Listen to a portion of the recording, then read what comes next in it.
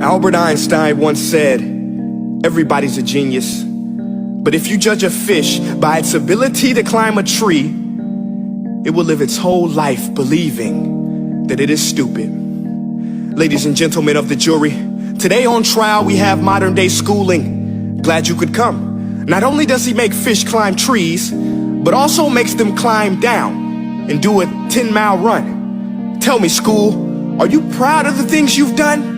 Turning millions of people into robots, do you find that fun? Do you realize how many kids relate to that fish swimming upstream in class, never finding their gifts, thinking they are stupid, believing they are useless? Well, the time has come, no more excuses. I call school to the stand and accuse him of killing creativity, individuality, and being intellectually abusive. He's an ancient institution that has outlived his usage.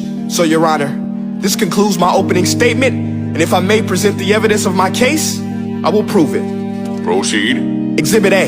Here's a modern day phone. Recognize it? Here's a phone from 150 years ago. Big difference, right? Stay with me. Here's a car from today, and here's a car from 150 years ago.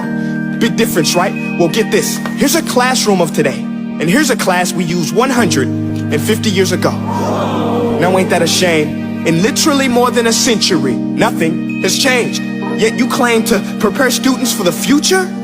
But with evidence like that, I must ask, do you prepare students for the future or the past? I did a background check on you and let the record show that you were made to train people to work in factories, which explains why you put students in straight rows, nice and neat, tell them sit still, raise your hand if you want to speak, give them a short break to eat, and for 8 hours a day, tell them what to think. Oh, and make them compete to get an A letter which determines product quality, hence grade A of meat. I get it. Back then, times were different. We all have a past. I myself am no Gandhi. But today, we don't need to make robot zombies. The world has progressed. And now we need people who think creatively, innovatively, critically, independently, with the ability to connect. See, every scientist will tell you that no two brains are the same. And every parent with 2 or more children will confirm that claim. So please explain why you treat students like cookie cutter frames or snapback hats, giving them this one-size-fits-all crap. Watch your language. Sorry, Your Honor, but if a doctor prescribed the exact same medicine to all of his patients, the results will be tragic. So many people would get sick, yet when it comes to school, this is exactly what happens. This educational malpractice, where one teacher stands in front of 20 kids, each one having different strengths, different needs, different gifts, different dreams, and you teach the same thing the same way? That's horrific. Ladies and gentlemen, the defendant should not be acquitted. This may be one of the worst criminal offenses ever to be committed. And let's mention the way you treat your employees. Objection. Overruled. I want to hear this. It's a shame. I mean, teachers have the most important job on the planet, yet they're underpaid? No wonder so many students are short-changed. Let's be honest, teachers should earn just as much as doctors, because a doctor can do heart surgery and save the life of a kid, but a great teacher can reach the heart of that kid and allow him to truly live. See, teachers are heroes that often get blamed, but they're not the problem. They work in a system without many options or rights. Curriculums are created by policymakers, most of which have never taught a day in their life. Just obsessed with standardized tests. They think bubbling in a multiple choice question will determine success. That's outlandish. In fact, these tests are too cruel to be used and should be abandoned, but don't take my word for it.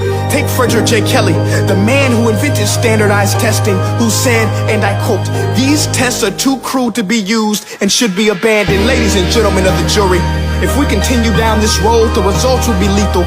I don't have much faith in school, but I do have faith in people. And if we can customize healthcare, cars, and Facebook pages, then it is our duty to do the same for education, to upgrade it, change it, do away with school spirit, because that's useless.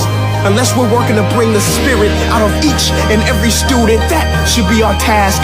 No more Common Core. Instead, let's reach the core of every heart in every class. Sure, math is important, but no more than art or dance. Let's give every gift an equal chance. I know this sounds like a dream, but countries like Finland are doing impressive things. They have shorter school days. Teachers make a decent wage. Homework is non-existent, and they focus on collaboration instead of competition. But here's the kicker, boys and girls. Their educational system outperforms every other country in the world. Other places like Singapore are succeeding rapidly. Schools like Montessori, programs like Khan Academy, there is no single solution. But let's get moving, because while students may be 20% of our population, they are 100% of our future.